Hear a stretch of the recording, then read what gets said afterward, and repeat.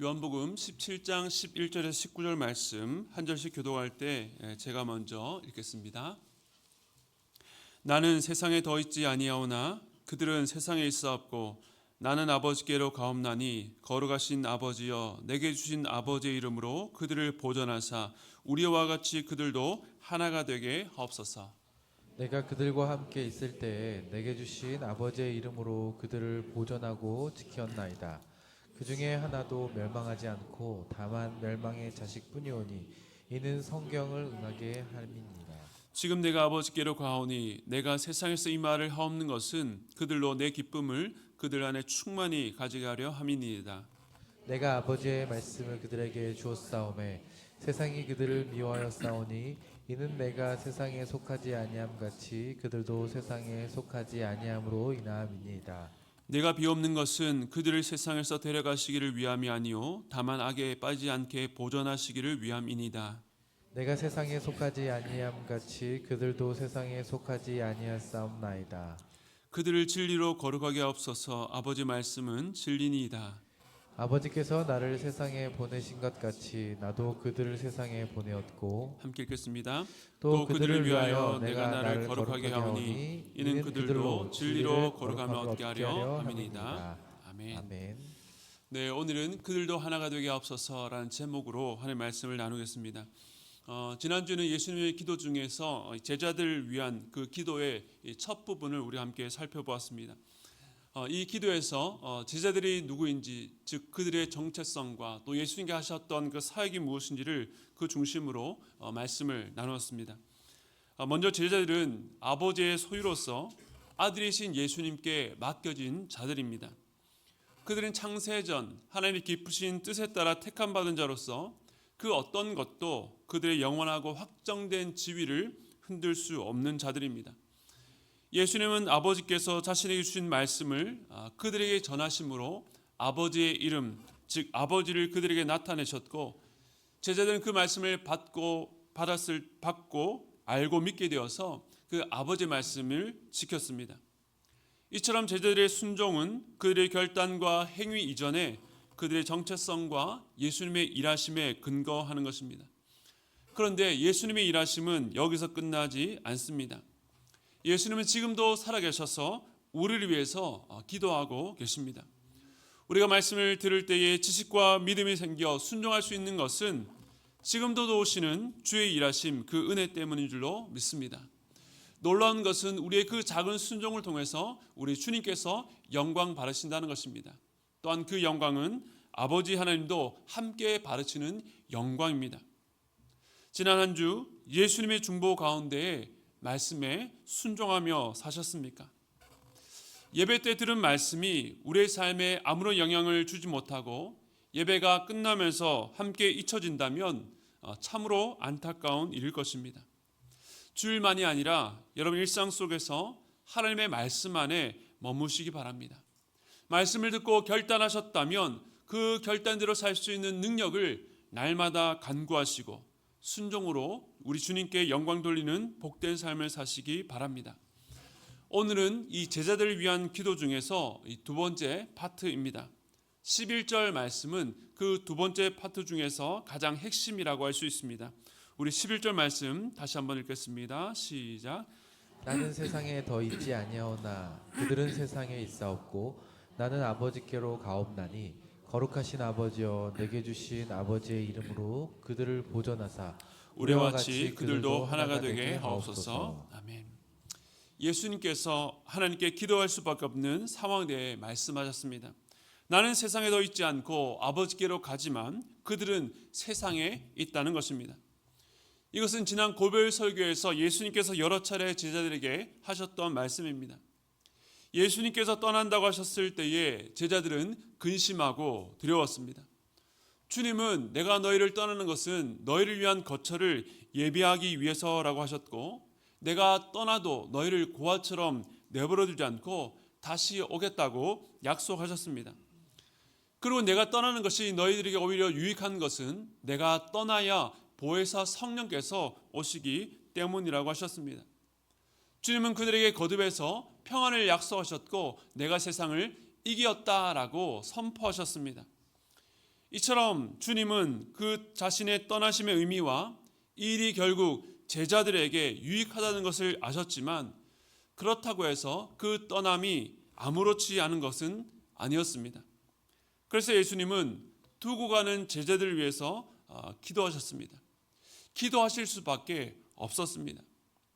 우리 자녀들이 어렸을 때는 늘 부모의 돌봄과 사랑 가운데 있지만 자녀가 점점 자랄수록 떨어져 있는 시간이 늘어납니다. 청소년기가 되면 한 집안 또 한 공간에 있어도 정서적으로 분리되어 있다는 생각까지 듭니다. 부모에게는 품속의 자식이어도 언제까지나 그 자식을 품고 있을 수 없다는 것을 깨닫게 되는 시간입니다. 그래서 부모는 자녀를 위해서 기도할 수밖에 없습니다. 기도로 하나님께 맡기는 것입니다.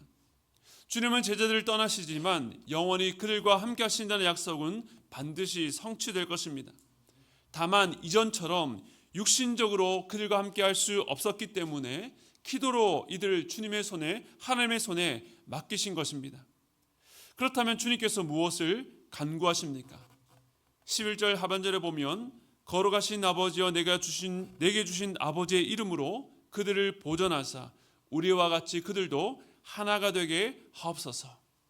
크게 두 가지를 요청하셨습니다. 하나는 그들을 보존해 달라는 것이고 다른 하나는 그들을 하나됨, 우리와 같이 그들도 하나가 되게 해달라는 간구였습니다. 보존하는 것, 보호하고 지켜달라는 간구는 이 세상에 두고 떠나는 그들의 상황을 생각할 때에 충분히 이해할 수 있는 간구입니다. 그런데 이 하나됨, 그것도 그냥 잘 단합해서 대우를 유지하는 정도가 아니라 아버지와 아들이 하나인 것처럼 하나 되기를 구하셨으니 너무 과한 기도가 아닌지, 왜 이것을 구하셨는지, 실제로 우리에게 어떤 유익이 있는지가 잘 와닿지 않을 수도 있습니다. 그런데 앞서 예수님께서 이 제자들을 보존해 달라고 요청하신 것은 이 최종 목표인 하나됨을 위해서입니다. 즉 제자들을 향한 주님의 관심과 목적은 단지 보호하고 지키는 것 그 자체에 있지 않고 더 높은 차원의 목적인 성삼위 하나님의 하나 되심과 같이 그들도 하나 되는 것이었습니다. 오늘 이 간구가 의미하는 것이 무엇인지 설교를 통해서 함께 나누기를 원합니다. 먼저는 이 보존해 달라는 기도에 대해서 함께 살펴보겠습니다. 12절 말씀을 보면 내가 그들과 함께 있을 때에 내게 주신 아버지의 이름으로 그들을 보존하고 지키었나이다. 그 중에 하나도 멸망하지 않고 다만 멸망의 자식뿐이오니 이는 성경을 응하게 함이니이다 라고 말씀합니다. 앞서 걸어가신 아버지께서 이 아버지의 이름으로 그들을 보존해 달라고 기도하셨는데 주님이 이 땅에 계실 때에도 아버지의 이름으로 제자들을 보존하고 지켰다라고 말씀하십니다. 예수님은 제자들에게 아버지의 이름을 나타내신 분입니다. 그들에게 아버지가 누구시며 어떤 분이신지 그분의 성품과 능력을 알리신 것입니다. 그러므로 아버지의 이름은 하나님 아버지의 절대적인 지위와 권능을 뜻하는데 아버지의 이름으로 보존한다는 것은 당신의 이름에 명예를 걸어서 확실하게 지켜주신다는 것입니다. 그들을 지키는데 하나님 아버지의 모든 능력이 동원되는 것입니다. 잠언 18장 10절은 이렇게 말합니다. 여호와 이름은 견고한 망대라. 의인은 그리로 달려가서 안전함을 얻느니라. 아멘. 여호와께서는 자기 이름을 아는 자들을 결코 버리지도 실망시키지도 않습니다. 그의 이름을 의지해 달려간 자들을 세상의 그 어떤 위협과 고난 가운데서도 안전하게 지켜주신다 약속하셨습니다. 예수님은 아버지 이름으로 그들을 지켰고 이제 그 이름으로 보존해 주시기를 간구하셨습니다. 예수님께서 사역하실 때에 많은 사람들이 주님을 주목하고 따랐지만 사실 그 은혜의 현장마다 항상 바리새인과 서기관들, 제사장들이 모여서 예수님의 말과 행동을 시험하여 넘어뜨릴 빌미를 찾았습니다. 십자가 이전에도 주님을 체포하려는 시도를 했습니다. 그들이 당시 공격했던 대상은 예수님이었지 제자들은 아니었습니다. 하지만 예수님께서 그들과 논쟁하시면서 하나님의 말씀으로 대적하신 것은 단지 자기를 보호하기 위해서가 아니라 함께 있는 그 제자들을 보존하고 지키는 것이었습니다. 주님의 보존과 지키심은 완전했습니다. 그런데 실패처럼 보이는 대상이 있습니다. 가룟 유다, 본문 12절은 그에 대해서 멸망의 자식이라고 말씀합니다. 요한복음은 가룟 유다가 등장할 때마다 그의 정체에 대해서 낱낱이 밝힙니다. 6장에서 예수님은 12 제자들을 향해서 너희 중에 한 사람은 마귀라고 하셨습니다. 그리고 13장에서는 마귀가 그의 마음에 예수를 팔려는 생각을 넣었다라고 말합니다. 주님께서는 마지막까지 그의 발을 씻겨주셨지만 그는 결심하고 그곳을 떠나고 말았습니다. 그러니까 그는 예수님을 잘 믿다가 실수로 넘어졌거나 변심한 것이 아니라 처음부터 참된 신자가 아니었다는 것을 말합니다. 주님께서 멸망의 자식인 가룟 유다에 대해서 이는 성경을 응하게 함이라고 말씀하신 것처럼 이 일은 하나님의 통제를 벗어난 돌발적인 사고가 아니라 하나님의 말씀으로 이미 예언되었던 내용의 성취라고 말씀합니다. 하나님은 모든 일들을 당신의 주권과 계획 가운데 이루어 가십니다. 그 안에 예외가 있을 수 없습니다. 즉 주님이 실패한 것이 아니었습니다. 물론 왜 예수님께서 그를 12 제자 중 가운데 하나로 택하셨는지 이유를 알 수는 없습니다. 그러나 12 제자 중 하나일지라도 처음부터 참된 신자가 아니었다는 것은 우리에게 외형적인 신앙의 모습이나 어떤 직분이 그의 신자됨을 보장해 주거나 증명할 수 없다는 것을 확실하게 말해줍니다. 우리가 의지할 분은 예수 그리스도 한 분밖에 없는 것입니다. 이처럼 예수님은 처음부터 자기에게 속하지 않았던 가룟 유다를 제외하고 당신의 제자들을 완전하게 보존하시고 지키셨습니다. 그리고 이제 떠날 때가 되어서 이 제자들을 하나님께 맡깁니다. 이들을 두고 가는 세상에 대해서 요한복음 17장 14절은 이렇게 말합니다. 우리 14절 말씀 함께 읽겠습니다. 시작. 내가 아버지의 말씀을 그들에게 주었사오매 세상이 그들을 미워하여 싸우니 이는 내가 세상에 속하지 아니함 같이 그들도 세상에 속하지 아니함으로 인함이니이다. 세상이 제자들을 미워합니다. 앞서 요한복음 15장 18절에 보면 예수님께서 제자들에게 세상이 너희를 미워하면 너희보다 나를 먼저 미워하기 때문이다 라고 하셨습니다. 즉 세상이 제자들을 그리고 우리들을 미워하는 것은 예수님에 대한 적개심 때문입니다. 예수님께서 세상의 일들을 악하다라고 말하기 때문입니다. 그러나 세상에서는 아무리 악한 것도 다수의 사람들이 모여서 옳다고 여기기로 작당하면 더 이상 악하다고 말할 수 없습니다. 과거에는 분명히 선과 악, 옳음과 그름으로 구분했던 일조차 이제는 개인의 자유, 사적인 기호의 영역으로 옮겨져 누구도 판단할 수 없도록 성역화시켰습니다. 악한 것을 악하다고 말하지 말라고 합니다. 만약 그렇게 말한다면 문명사회 속에 무례하고 교양 없는 사람으로 낙인 찍어버립니다. 그런데 그 세상 가운데 미움받는 예수님께서 제자들에게 아버지의 말씀을 주신 것입니다. 지난주에 말씀드렸던 것처럼 주의 말씀을 받는다는 것은 곧 주의 말씀을 지키는 것이며 아버지의 말씀 안에 거하는 것입니다. 그러므로 그들은 예수님께서 세상에 속하지 않으신 것처럼 세상에 속한 자가 아닙니다. 오늘 사용된 문맥이 조금 다르지만 16절에서도 14절의 말씀, 하반절의 말씀이 다시 한 번 더 반복되는 것을 보게 됩니다. 예수님이 세상에 속하지 않은 것처럼 제자들도 세상에 속하지 않았습니다. 이것 때문에 제자들은 세상에서 미움을 받습니다. 그러나 동시에 이 이유 때문에 예수님께서 그들을 위해서 기도하십니다. 즉 세상 속에 우리의 존재, 우리의 소속은 미움을 받는 이유가 되지만 그렇기 때문에 주님의 중보를 받는 이유가 되기도 합니다. 주님은 세상의 미움과 증오 가운데 있는 제자들을 보존해 달라고 기도하시는 것입니다. 그런데 이 기도의 독특한 점은 15절입니다. 우리 15절 말씀 함께 읽겠습니다. 시작. 내가 비옵는 것은 그들을 세상에서 데려가시기를 위함이 아니요 다만 악에 빠지지 않게 보존하시기를 위함이니이다. 보존하기 위한 가장 확실하고 안전한 방법이 있다면 위험한 이 세상 가운데 제자들을 안전한 곳으로 옮겨 데려가는 것입니다. 그러나 주님은 그것을 구하지 않는다고 확실하게 말씀하셨습니다. 한편으로는 이상합니다. 분명 주님은 이 세상이 얼마나 위험한지, 그 제자를 향해서 얼마나 미움과 증오를 갖고 있는지 잘 아셨습니다. 그런데도 그들을 그곳에서 다른 곳으로 옮겨주지 않으셨습니다. 그들을 위험한 세상에 그대로 두시면서도 보존해 달라는 것입니다.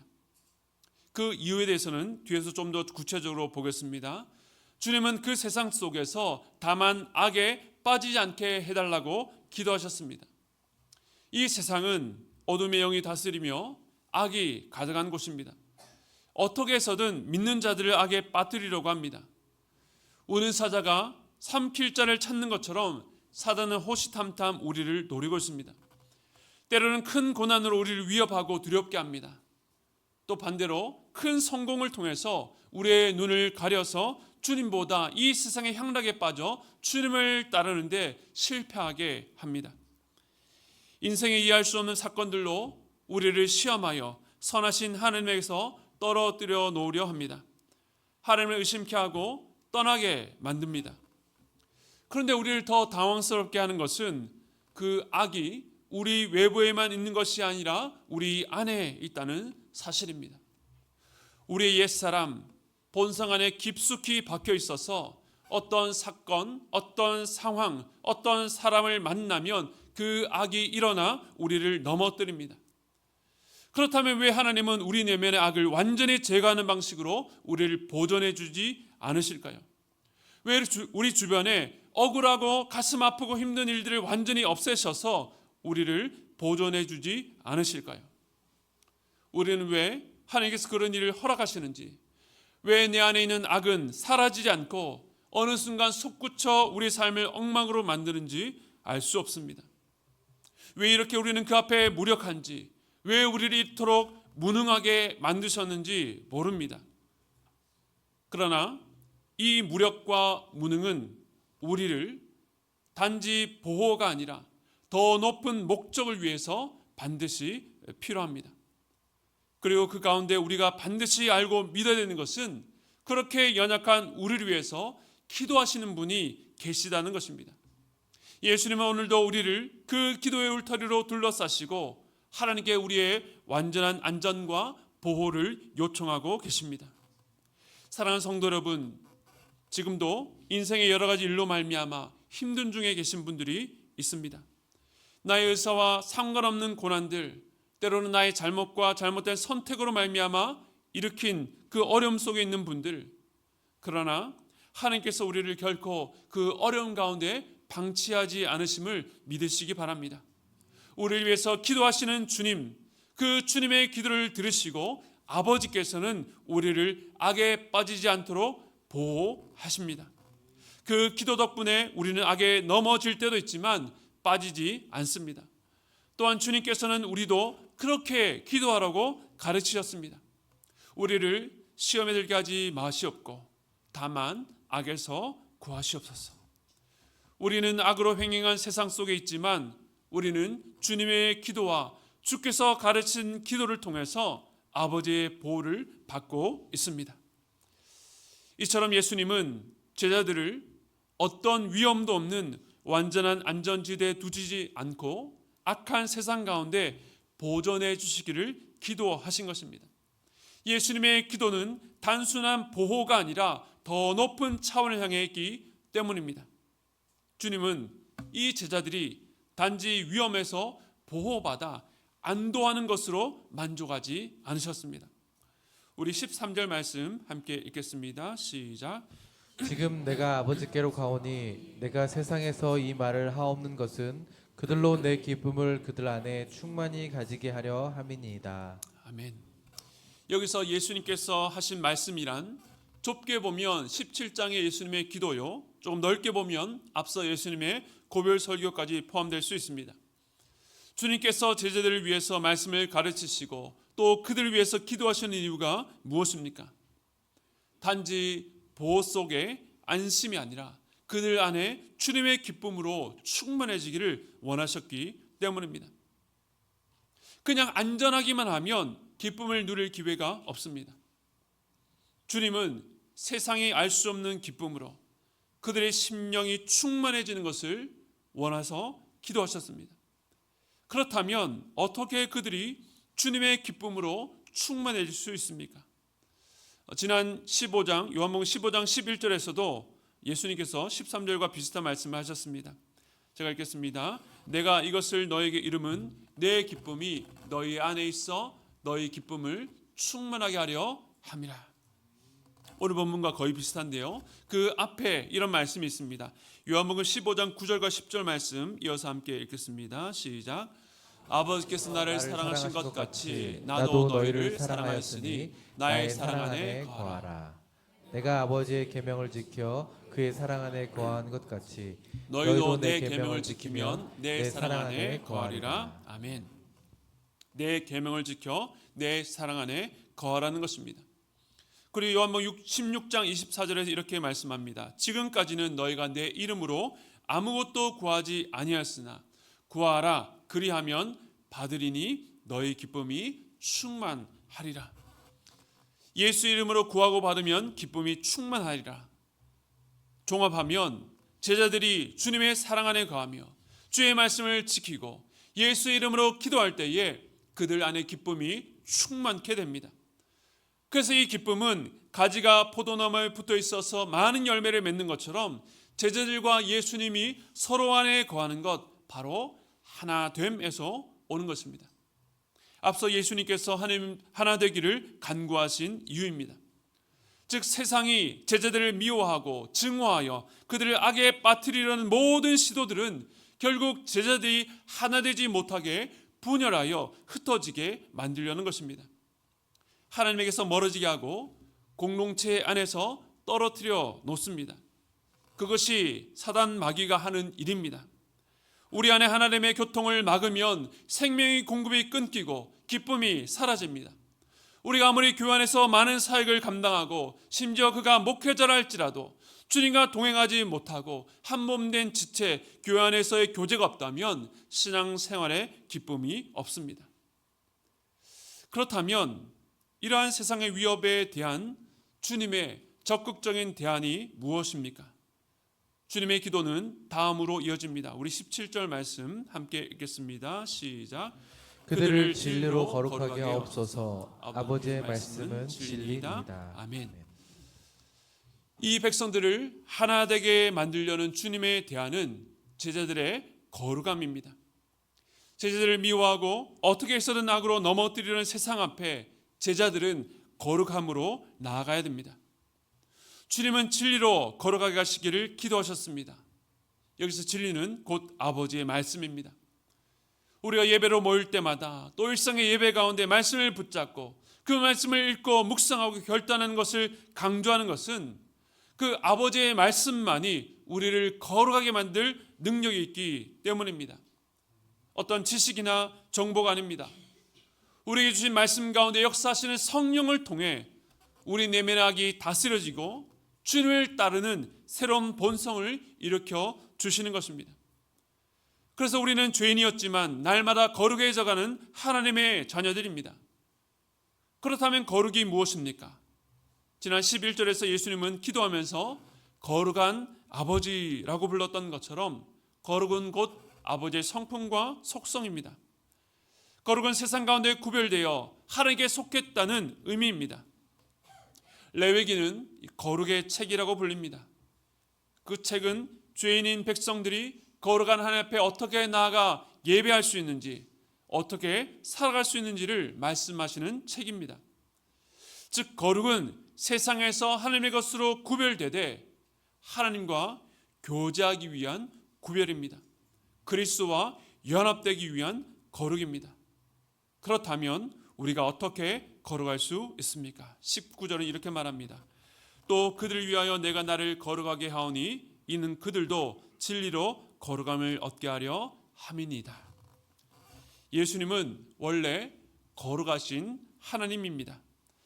그럼에도 그들을 위하여 내가 나를 거룩하게 하신다는 것은 성육신하여 이 땅에 오신 인자로서 하신 말씀입니다. 예수님은 아버지의 말씀에 전적으로 순종하셨을 뿐만 아니라 십자가에서 죽기까지 순종하심으로 하나님의 의를 이루셨습니다. 십자가에서 우리 모든 죄를 대속하심으로 그 십자가를 의지하는 자, 예수를 믿는 자들이 더 이상 정죄에 당하지 않고 거룩함을 입게 하신 것입니다.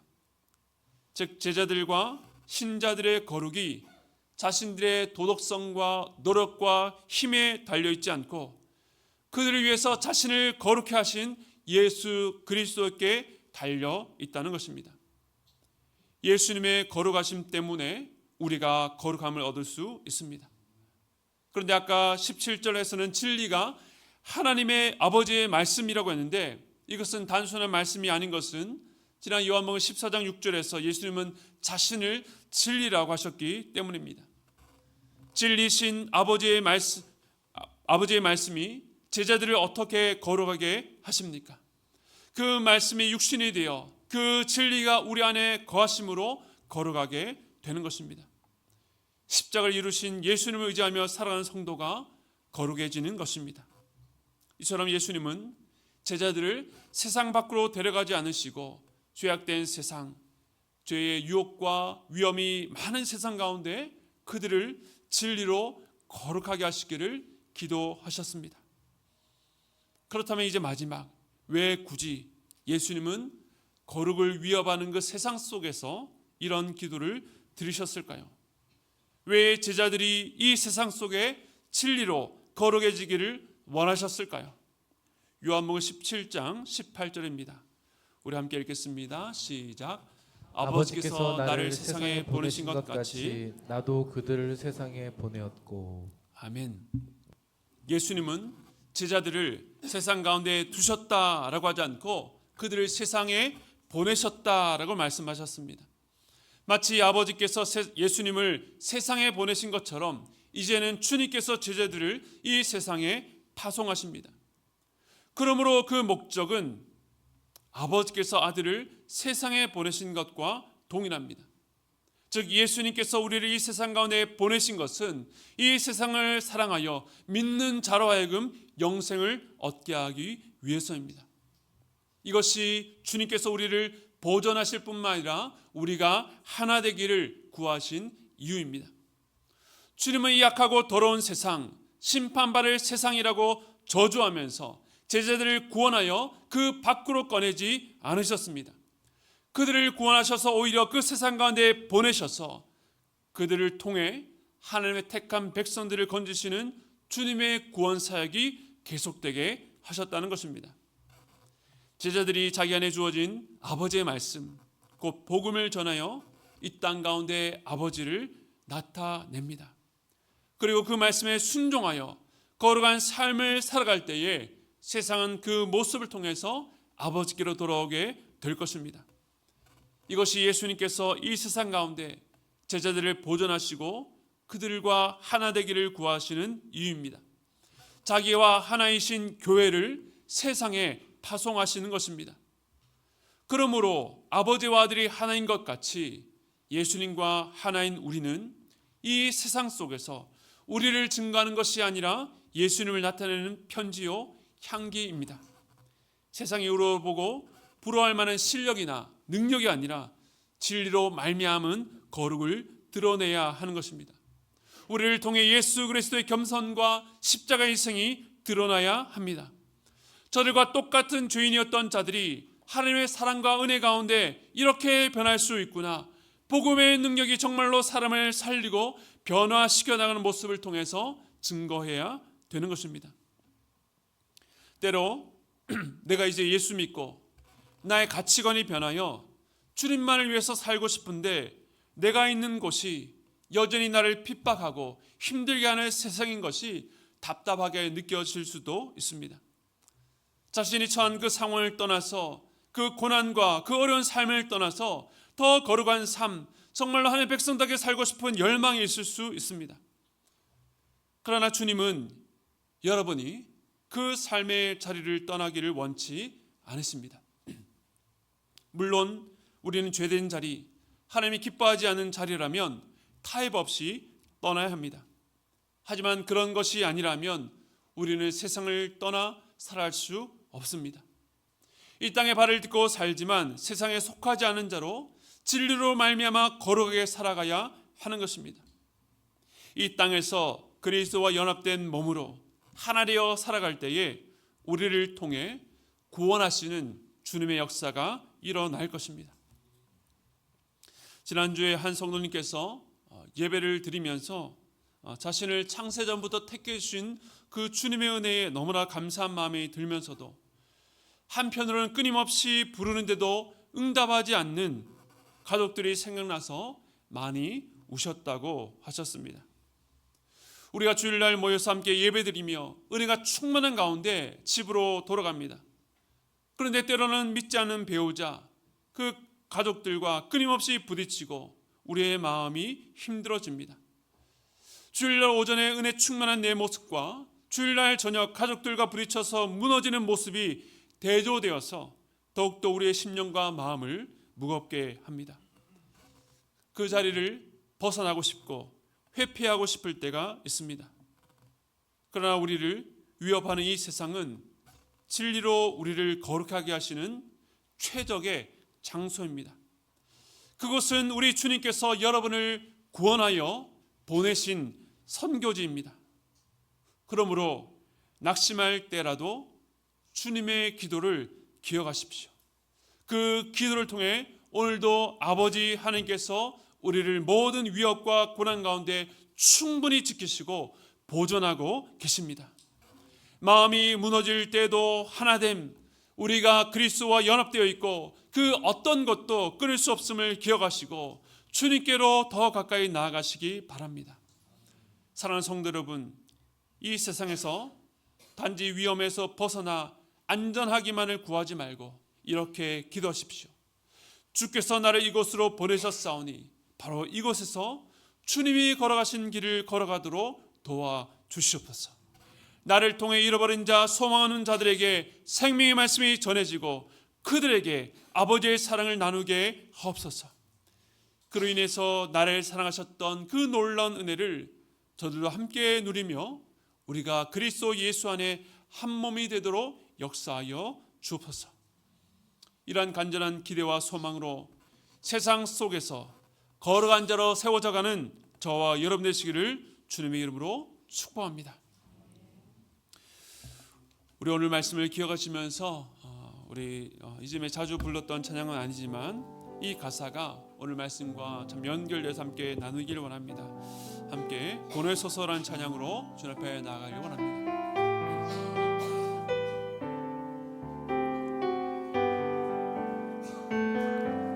주님 나를 택하사 잃어버린 자에게 아버지의 사랑을 나누게 하시네. 어두움을 밝히며 차가운 마음 녹이는 지혜 빛 전하게.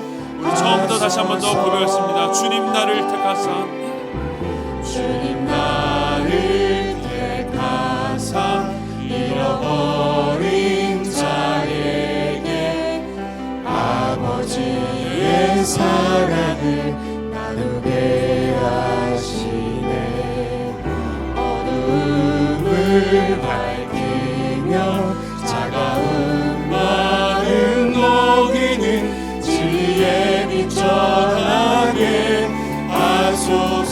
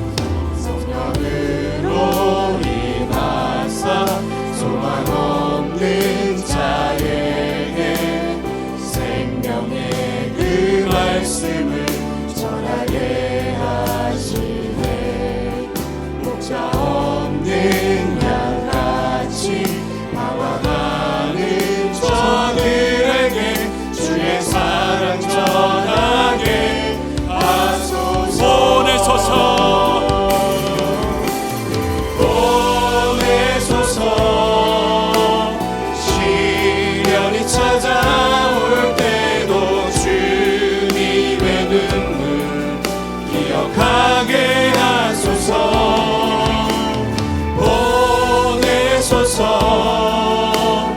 주께서 가신 길을 우리 더 큰 목소리로 높여서 함께 찬양했습니다. 보내소서 보내소서. 시련이 찾아올 때도 주님의 눈물 기억하게 하소서. 보내소서. 주께서 가신 길을 나도 걸어가게. 우리 마지막으로 다시 한 번 더 고백했습니다. 보내소서 시련이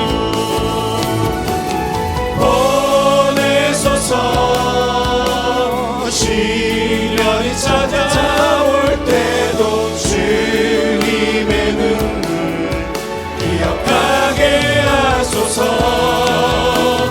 보내소서. 주께서 가신 길을 나도 걸어가게 하소서.